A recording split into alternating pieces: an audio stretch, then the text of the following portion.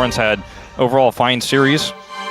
I think Guma has, unfortunately been left with quite difficult cards to play and hasn't played them perfectly either, but it starts with the draft, right? And this would be an upset, I would say, because of analyst predictions, but also kind of not, because we didn't know what the form of Hanwha was going to look like, and no one could have predicted this team was going to show up in this big of a way today, as well as have just completely strong drafting. I mean, it's not like they're a bad drafting team. T1 has had some weaker drafts in best of fives this year, but this is Hanwha Life really just kind of running circles around them. So that needs to be, I think, step one.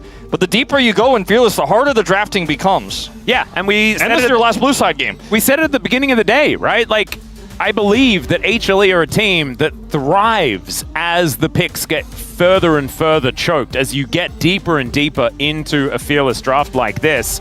So much of what makes HLE good or bad is just their form on the day. It barely matters the champions that they're playing. It's whether they can actually use them in coordination with one another.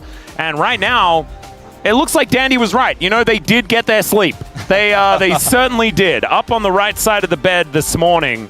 And Rumble and Talia both banned once again. These bans are exactly the same until now, as the Yone will be the first change instead of Yunara. Not a real shocker.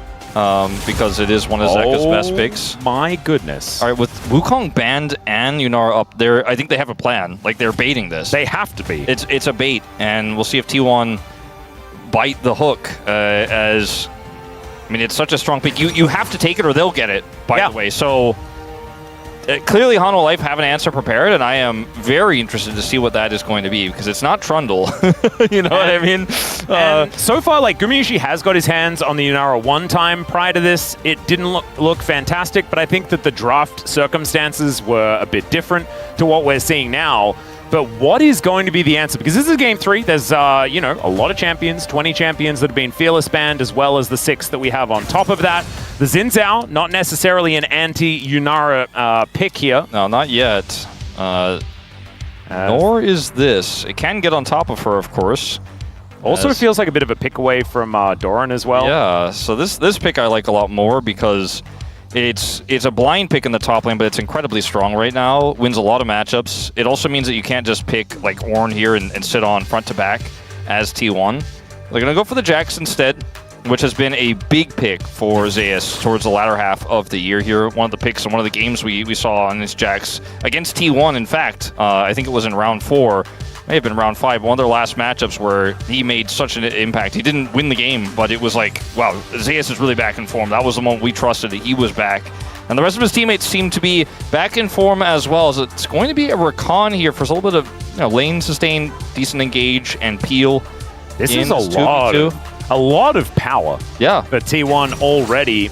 As this one does get locked in, we'll see what's going to augment the bottom lane. I imagine Faker probably going to just pick something away for himself. You could take a Victor here, theoretically. You can get a priority jungle as well if you don't want Oner's pool to be pinched any further. The question is, what is that pick going to be?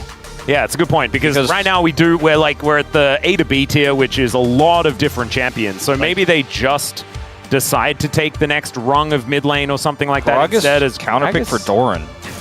So into the Jax. I mean, anyone who voted for Doran for MVP that one finals, where he did play the Gragas into the Jax and top lane into this player in particular, might remember how good he is on this pick.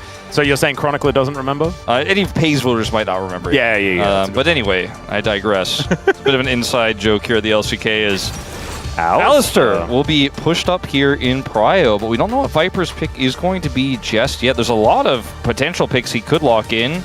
We saw the Smolder pulled out yesterday into this Yunara, and I don't think this draft really allows for that here for Hanwha Life Esports, especially with the Alistair pick that they did go for.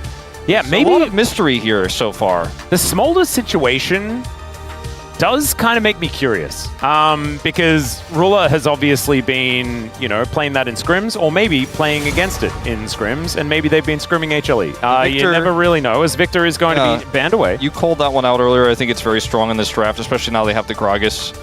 And Yunara is about as consistent of 80 damage as you're ever going to need, even with the Gragas top. So I think that's a wise choice here. It's also one of Faker's most comfortable picks. He's had a less than ideal series, I think, from his from what he'd like to say about it, is Corki will be removed. That's another strong pick into the Yunara for lane dominance. The Lucian is gone. Kalista Alistar kind of used to be a thing. I don't think that's really what Hanwha Life Esports are looking for here. And it starts to feel like maybe we could even potentially see something like a Varus in this draft. Just try to poke the Yunara out early. Yeah, maybe getting something that can have a bit of early agency could be an answer, but it so is far, otherwise difficult. I don't see the angle for leaving Yunara up for Hanwha yet. Like, I'm still waiting, because I think they have something. We're about to find out what they think is a great answer here. I can't predict it at the moment. And they don't have that reliable of lockdown, right? Like, exactly. There's quite a few things that the Yunara can just get out of the way of and kind of be okay. A flanking Jax is always difficult to deal with, but it's not impossible. I mean, Twisted Fate would be another way to lock her down, I suppose. This is it. This is the moment we find out what Viper and Zeka are playing here. I expect this is going to be a Viper pick, and then we're going to get a counter pick for Zeka in the mid lane. That's what I'm assuming. Exactly. So is it Varus? Is it something, another weird Viper pick, another hidden one? This is, okay, this is kind of crazy, because I thought about this, and I'm like, he's not going to blind it. That would be insane. But instead, they protect their Alistar pick by taking away the Silas. Yes, that's right. And that's exactly what he's thinking with this one. I've been a big anti-Cassiopeia caster this whole second half of the year, but I think it actually goes really hard in this draft because it sets up well for the Yunara and can do very well into the Silas. Obviously, he was a melee champion. A lot of power in this. Faker has a lot of agency on it. And this into Xin Zhao, I have more questions about. I have more questions about this one. Well, I'm also... And it's just going to be the Smolder. Yep, the Smolder that you were expecting. Felt a little bit telegraphed here, but it's going to be the Little Dragon that will be trying to scale alongside the Yunara. Let's get onto the Rift for Game 3. 소환사의 협곡에 오신 것을 환영합니다.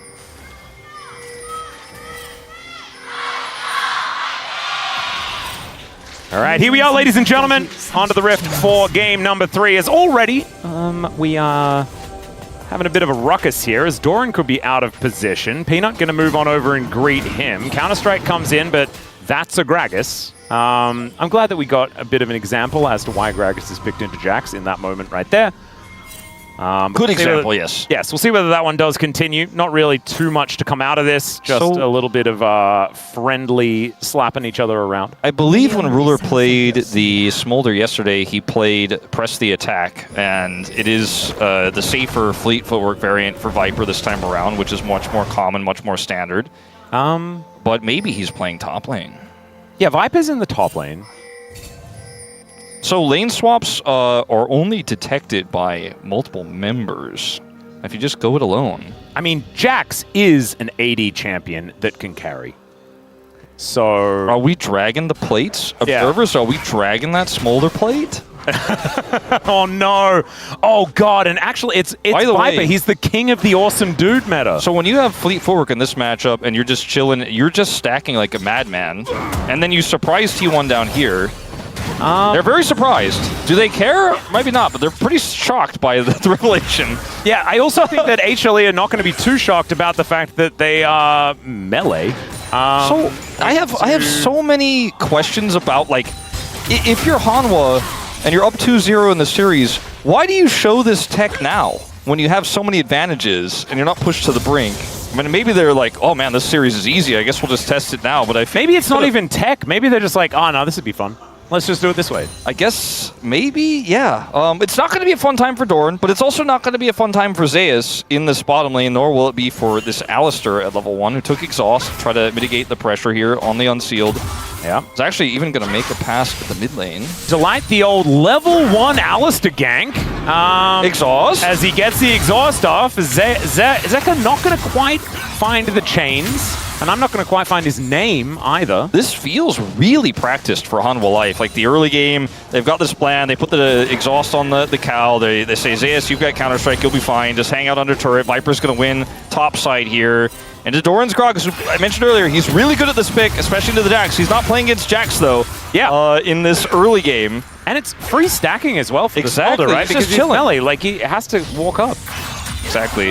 That's kind of crazy. Okay. It's also Zeus who, because he is Jax and can counter-strike, it's hard to kill him. It's hard to put big pressure on him. It's not going to farm that much, but neither is Doran, so kind of an equivalent exchange here of this. It's a Neo lane swapping. We brought it back. Hanwha Life Esports didn't expect this to be the team who had the strategy of the read on this. I would have expected this from a team like T1, for example, or maybe even like T+, but Hanwha Life wants to bring out this tech here. Top lane, Viper Smolder, as if doing a bajillion damage in games 1 and 2 wasn't enough. He's ready to do it again in game 3 with a free lane. Yep, Zeka going to be able to chain up that minion, but does a lot of Twin Fang damage as Keria looks for the angle but doesn't get it! And Faker is going to be overextended. Zeka takes a fair bit of damage, but dashes away! And back in again, as you otherwise would like to see, as HLE grab themselves first blood and a 500 gold lead in this early game. When you're on match point in a series, again, I don't know if I still, like if we're thinking about just what this means for playoffs, BO5s, going into Worlds, like I don't know if I agree with the idea to show this, but if you're T1 and you're really like, oh my god, I've got a plan here, this is one of our best drafts in the series, I think it's definitely the best draft they've had in the series, right? And then suddenly you're like, I've never seen anything like this, like what are they doing, what's the plan? It's a double Alistar gank on Faker in the mid lane now. At level 1! At level 1, and then he gets the follow-up gank, and you know, Peanut is there, you're like, well, I'm not even playing the draft I was designed to play. Like, I'm not even playing the game I was promised with this draft. And so it's good in that sense. It's definitely getting into T1's heads a little bit here. It's a 400 gold lead early, but the lanes have swapped back, and now it is going to be a 2v2.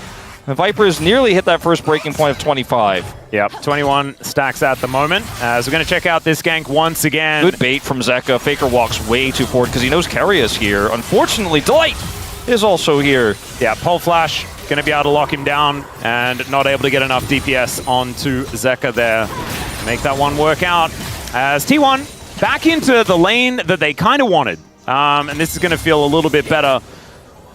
Still, HLE with a slight advantage. But I think now that everything's kind of neutralized, we don't have River Cow anymore. It's just a 2v2 here towards his top side of the map, and we've got the Jax versus the Gragas. That should be how T1 find themselves in a much better position. Yeah, and now that Viper has 25 plus stacks, he can farm a lot easier in this 2v2. He's not going to be winning the lane by any means, but he got the free stacks off of Doran. Was able to charge up off the Gragas and now is going to be feeling much better than he was initially in the first parts of the 2v2 into this Yunara. And the Jax is now just landing into a Gragas, as was the original plan.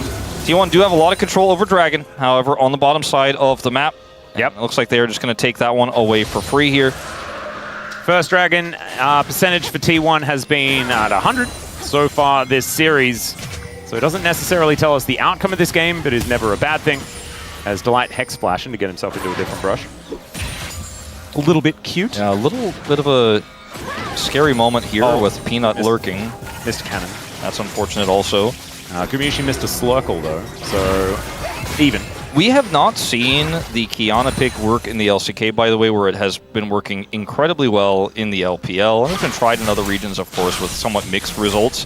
I think part of the reason why Kiana is back in the meta is because Profane Hydra's cost went down massively with Axiom Mark, so you're basically minus 600 gold on getting those two items like you would have, or what you would have been previously before those buffs to the gold cost.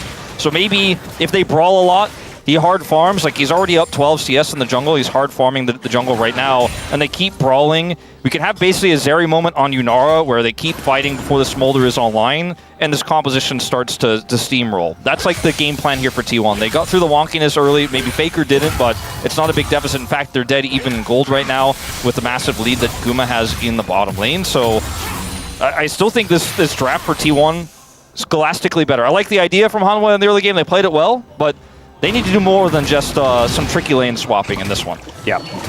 Zeus is going to be able to get the better of Doran in this trade, as was able to hold on to the counter-strike, as, oh no, the cask is now on cooldown. Doran, bit of a misplay there, still going to hold on to his life, but not going to win out on that trade, and Zeus gets full control of this wave. And it was pushing a little bit too. So many minions are going to go to the nether, or we'll just leave and Doran will get them for free, so never mind. Yeah, it's just going to wander back as Zeka on the Miasma now. Miasma very annoying for the Silas to deal with. Large reason why the Cassiopeia is picked into him at this instance. Yeah, it's a very good angle for the Cassiopeia in this draft. Having a look at the Silas angle, though, as far as the ults that he has available, there are things like the Supreme Display of Talent that he can steal away. And that will be... Like, seeing those two ultimates come out on both sides in a team fight could make my brain explode while I'm trying to commentate it. We'll see how that one does go. But also is a very big tool that both these teams can utilize. Looking for a flank here on the grub fight. Yeah, Peanut doing the same thing as well. As you can see, Zeka moving on in. Bit of a sneeze there from Viper, but there's the flash in. Oner finds that supreme display of talent, and they take down Peanut immediately, but Mom gets angry, and it's a double kill for the Unara as a result. Gumayusi angry and looking for even more, as the headbutt does get Guma away. That is a decent amount of damage there as well from the W, but otherwise not going to be too worried. Ult wears off, but man, T1 looking way better here in this game. This is exactly how you want to use this comp, fight early, because with Unara you don't necessarily want to do that, but when you have Kiana in your draft and you have a completely split Hanwha Life, because Hanwha Life are trying to collapse on two angles, you just pinch one side, blow them up, and then the Unara gets 2 kills in this exchange.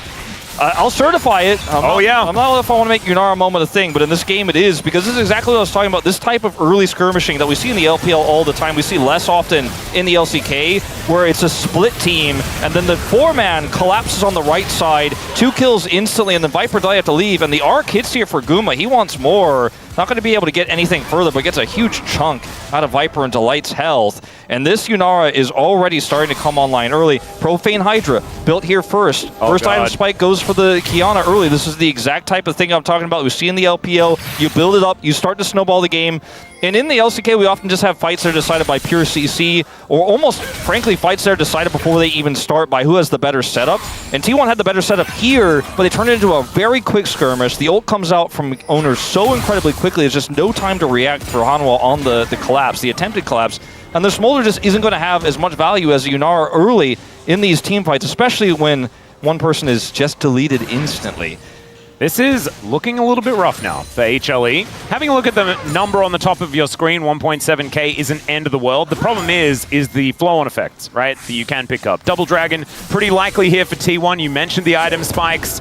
We do have Peanut completing his Sundered Sky, but Oner looking for a bit of an angle, misses the ulti. So close. Yeah.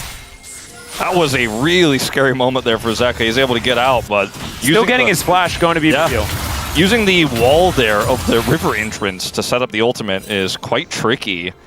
And well prepared, well planned by Oner there, but still, flash is all they get, but they'll be very happy with it, especially considering the lead they already have. Second Dragon is also just straight up theirs, I think, in this situation. Yep, Guma is going to rotate over. Viper dealing with the wave for now, as Wind Becomes Lightning does connect onto Keria. Slurkle does not, but that is going to be the Drake secured. And T1 going to get 2 of them. First Chemtech Soul of the weekend, I'm pretty sure, is going to grace us with its presence. So yeah, a little bit mega less, cone angles. Less Hextech Soul today. Yeah, yesterday, what was it, like 3 in a row? Yeah, I think we've had way too many in playoffs in general. It's been pretty ridiculous. Zeka was not there in that last fight, so it was just a freebie because he had a flash, he had a back. And T1 are just like, yeah, if you want to try to come over here and try to make something out of this bottom side, Prio, good luck with that.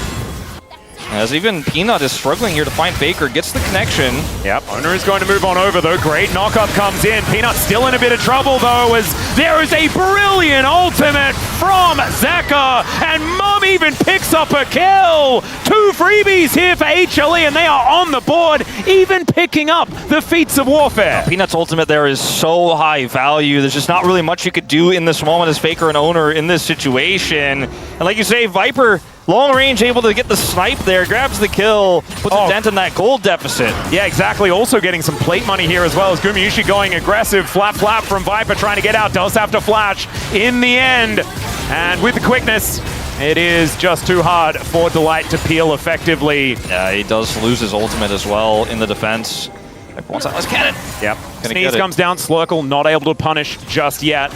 Running out of the blue stuff here is Gumayusi, but he is still a threat as they look to grab another plate for themselves. They should be able to do so. 3 Grub's going to be helping out there as Viper clears out that wave. We're going to have a look at this one from Zeka's perspective, hijacking this petrifying gaze. Yeah, and then Peanut's ultimate here means that there's just nothing they could do to him. The ultimate is phenomenal from Zeka. He said, very good. Yeah, I really like that. He was very impressed with it. And, like, this is a comfort pick for Zeka, by the way. We haven't talked about it that much. You think back to the DRX days, like, this guy has done mad work on Sylas. Says, ooh, that's a good cask. Oh, not quite able to get in range of the turret, though, unfortunately, so couldn't get that extra bit of damage onto Zeus. Doran is going for, like, more of a bruiser AP Gragas type build, not going to be full tank or anything like that.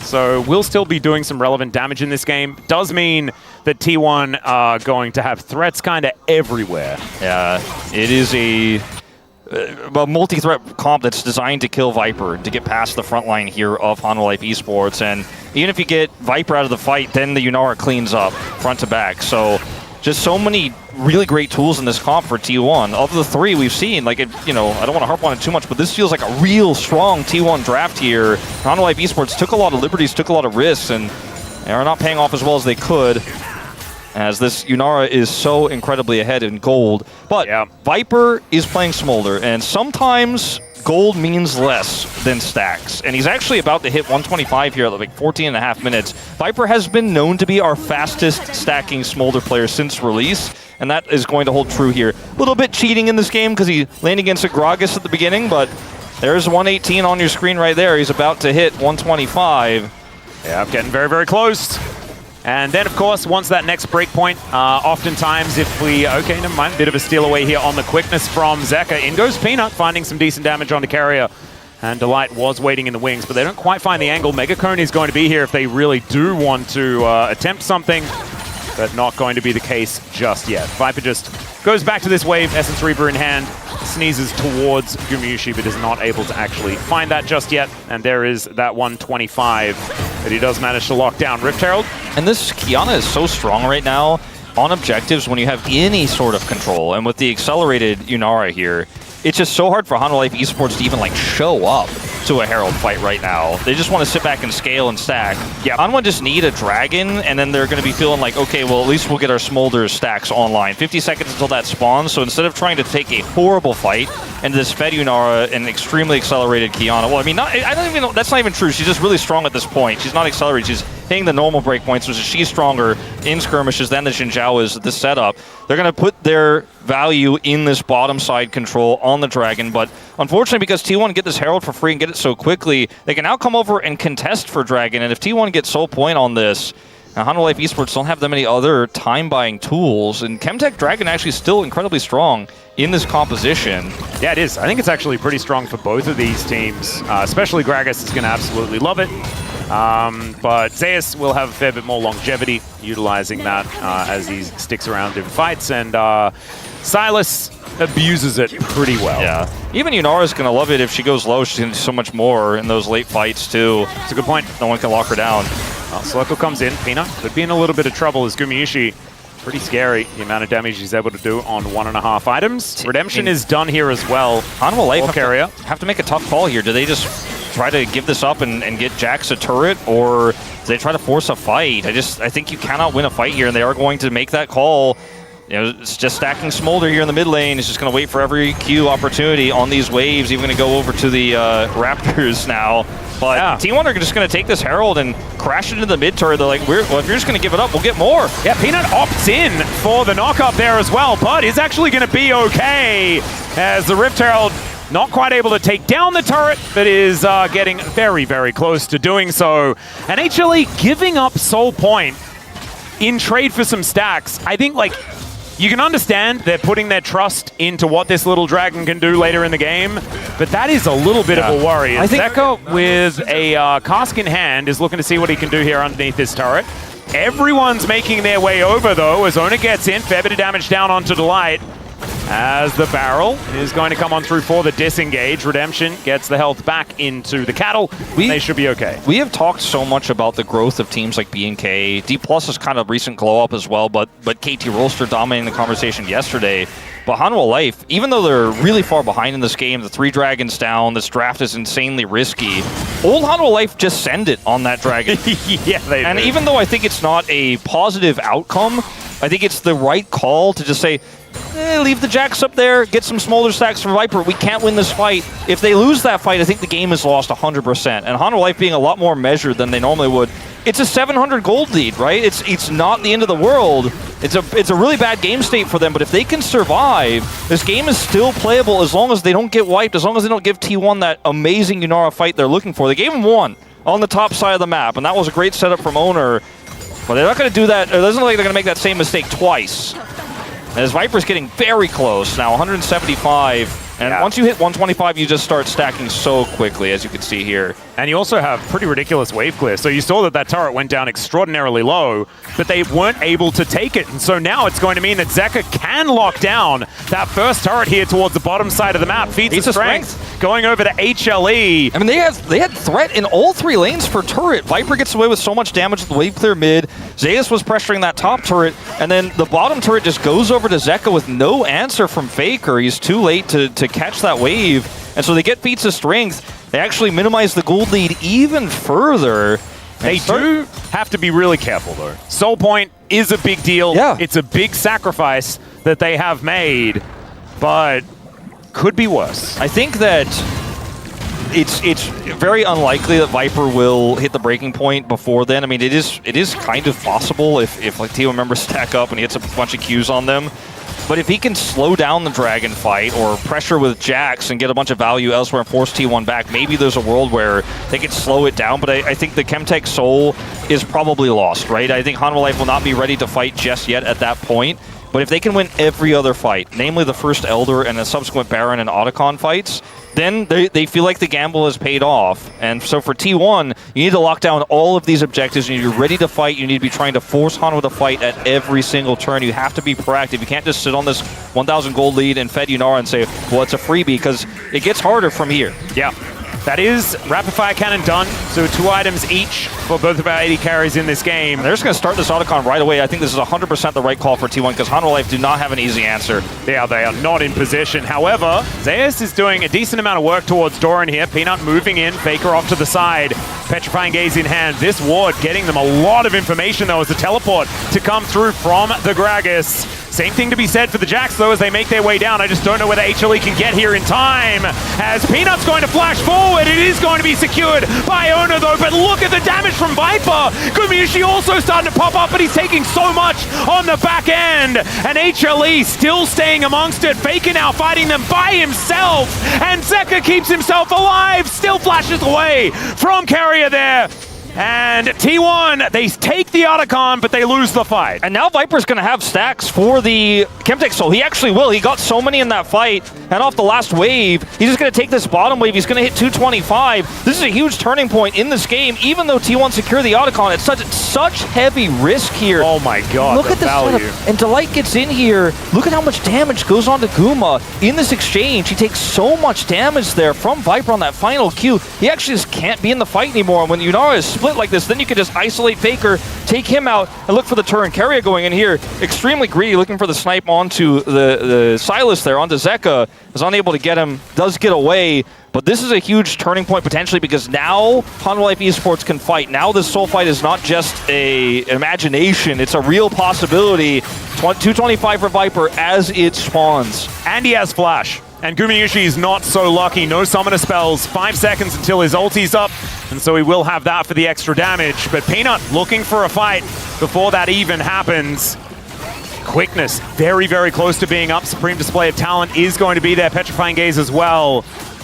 But this feeling like make or break. As Zeus off to the side, looking for a bit of an angle. Zeka as well, wanting that pincer maneuver. 227 stacks, as you mentioned. Well, Viper is in position as far as that passive is concerned. Angle here for Zeka is pretty huge too. Yep, Mom could get pretty angry as well as Zeus goes in. There's Mom down as well, so much AoE damage, but it's the Zinzao that goes down first. Petrifying Gaze is phenomenal, and T1 stand their ground. Viper is the last man standing, and can he actually get anything done is the question. The rapid fire cannon giving him a fair bit of power, but Oner, he has the smite, and it's stolen! He still kills him! Oh my god, he flashes forward. Gumayusi down so incredibly low. Faker does finish him off, but Viper may have just saved the game. Viper almost just 1v3'd Atlas. They actually have a little bit of health here on Guma and a wave. They might be able to push this inner, but that is all that T1 are going to get. They don't get the soul. Viper likely saving the game here as Zeka has this flank angle right with Zeus. The collapse seems incredible, but look at Faker's positioning. Look who's not caught here in the initial salvo. He actually goes over, even with the charm, is able to set up a massive ultimate here. They wipe the floor with the rest of Hanwha Life Esports, and then Viper is the little dragon that could here, looking to set up some Qs onto these members and burn them down. It's a really cautious play here that T1 have to play. But this smite. Oh my God. Actually, I cannot even believe it that happened. I can't either. I feel like I don't know. One tick away from killing Guma as well. Like, it was actually so incredibly close. Viper is playing out of his mind right now, and Hanwha Life Esports with these drafts, by the way, have just said, like, it hasn't been on social media yet, but we've officially renamed the Viper Life Esports. It's been a nickname for a while, but I think they're thinking about calling it maybe, I don't know, Hanwha has to be in the name somehow, but they were still workshopping at Atlas. Yeah, we'll figure out a way. And Viper is 4 kills in this game now. He has his stacks, and it's just going to get stronger and stronger and stronger. And the certifications that need to be delivered here is, I mean, the Yunara got a certification pretty early. I feel like the Smolder is going to get there as well, as he's just continuing to put stack after stack into this champion. 268 now. I mean, he's going to be able to output so much more damage than the Yunara if the conditions are met. And then that last fight with the flank from Zeka and the stolen Rakan ultimate, the gaze was amazing for Faker, but Viper was, all the space was bought for him to have that 1v3 moment. If things go a little bit better, and it's not a 1v3, that fight just goes the way of Hanwha Life, and they get an easy cleanup. And see what it, like, in the most ultimate hard mode, what Viper was able to do, imagine on even footing what he's capable of now. Yeah, that's the ridiculous thing. And the fact that they do buy themselves a little bit of extra time by taking away that dragon is an important one. But now Baron's on the map. T1 have this angle here to potentially start this up and force Hanwha Life over and look for a turn, but it's not the same lead T1 had before. The gold lead, bigger, but this Smolder is online, and that's just very difficult to quantify in terms of gold. It's really just about protecting this Yunara. Guma has to pop off. He hasn't died yet in this game, and that's going to have to continue in this next fight if T1 are going to either start this Baron or force a fight around it. There's still not a lot of great tools to kill this Yunara. Viper's going to need a lot of time in order to do that, or a lot of insane plays from Zeus and Peanut, who are really the best ones who can get on top of Gumayusi in this game. He has Ghost and Flash available, his ult, of course. Yeah. And he also has Infinity Edge. Viper doesn't have that one yet. He might be able to get it on this back. I think he is. That's incredibly important if he does do so. And as we can see, there it is. Oh, okay. Delay on the UI. He did get it. Yeah. So going to be able to pick up that IE pivotal item, and we'll be able to get back before this Baron is started. T1 with so much vision around this area, though. This is such an incredibly close game. It is. And you might be looking at it and you're like, oh, but guys, like 2.7k, Soul Point, Otacon, T1 have so many things. It's just so hard to quantify a Smolder. We saw it in that last fight, the fight prior. Mom does so much damage, and now these Qs are just going to be cutting them up. He's already done the most damage in the game. Yeah. And that is only going to get worse, or better, if you're an HLE fan.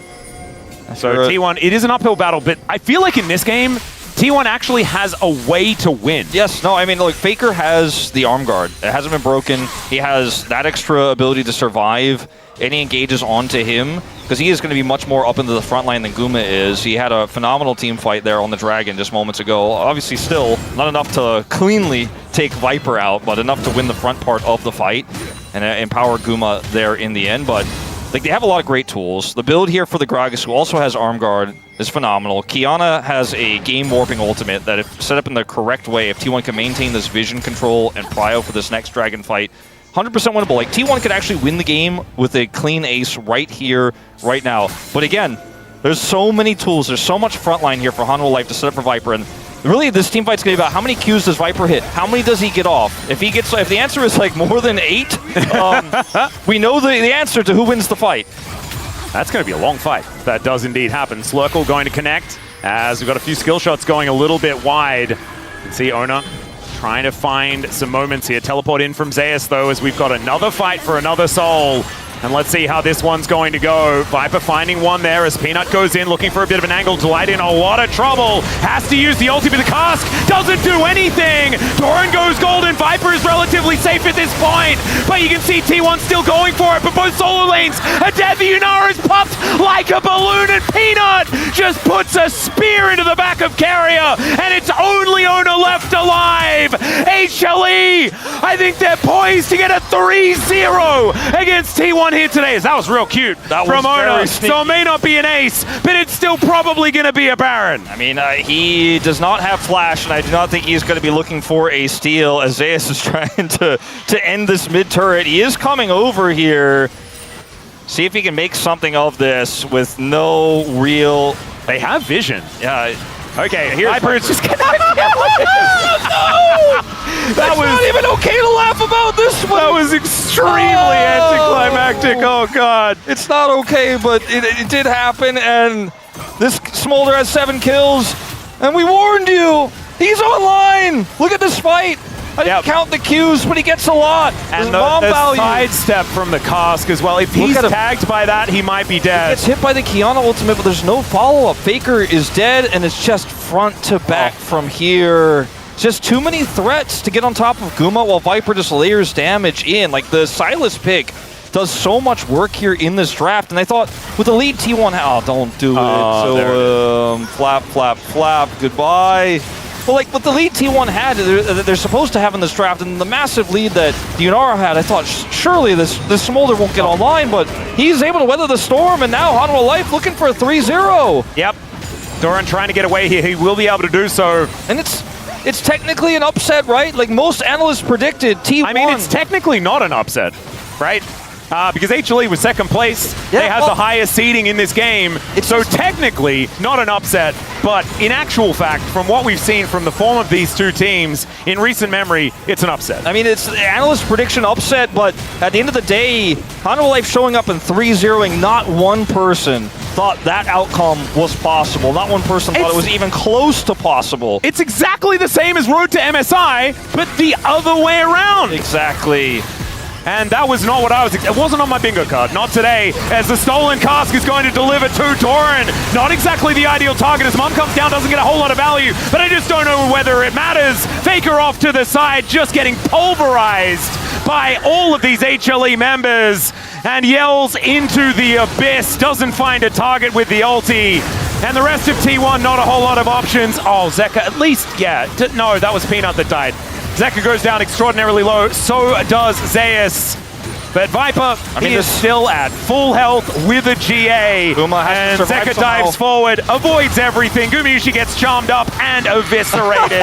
And HLE will march into the base, take down the next